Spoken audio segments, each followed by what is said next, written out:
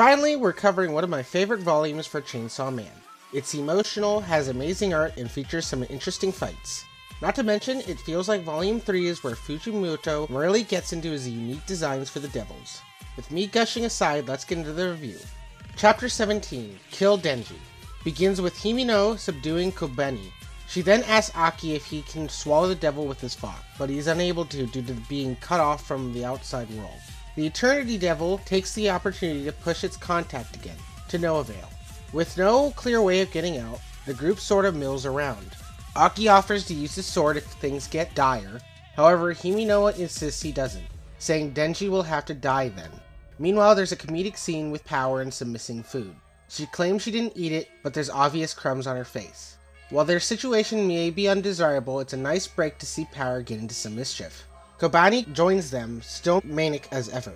She accuses Power of trapping them and goes to attack Power in her eye. Denji, Aki, and Himino make their way to them, but the room tilts as the Eternity Devil once again demands Denji's heart. With the Eternity Devil looming below them, both Kobani and Arai agree it's time to feed Denji to the devil. Aki asks for permission to use his sword, and in response Himino uses her Ghost Devil to stop him.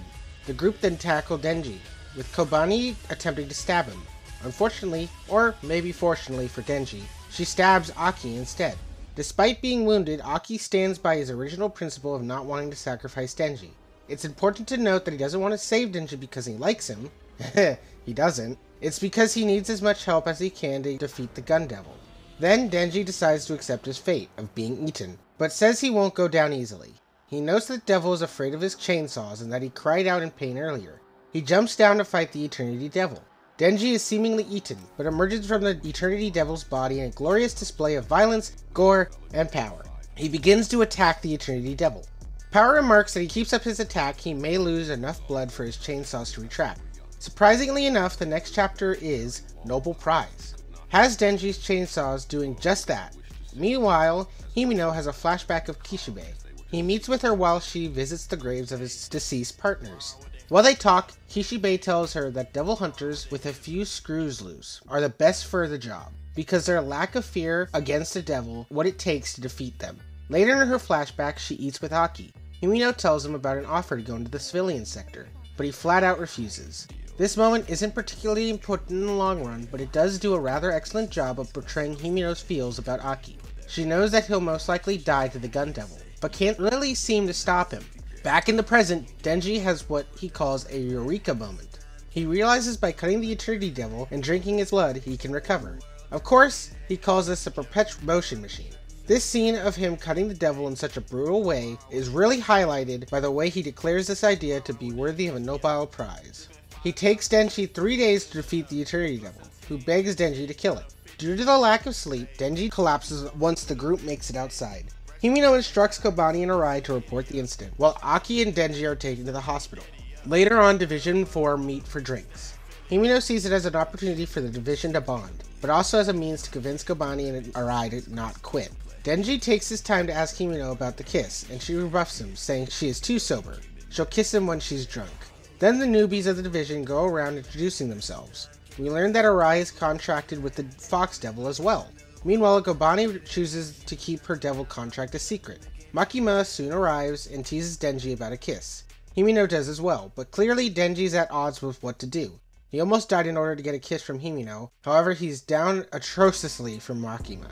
In the next chapter, applied titled Taste of a Kiss, everyone is practically trashed. Himino and Aki are passed out, while Makima is still conscious, along with Power and Denji. However, Himino does wake up and kiss Denji, but she then promptly vomits in her mouth to the horror of everyone there. Later on, the group decides to part ways and head home. Meanwhile, Himino brings Denji to her house and asks if he wants to do it.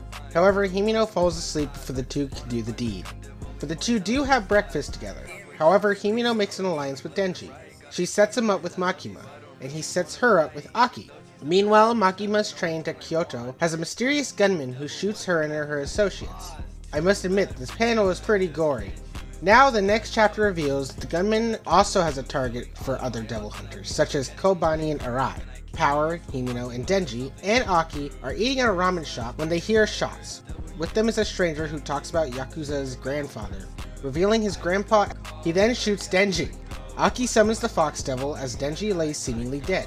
We also see Himino was mortally wounded as well, with a chest wound.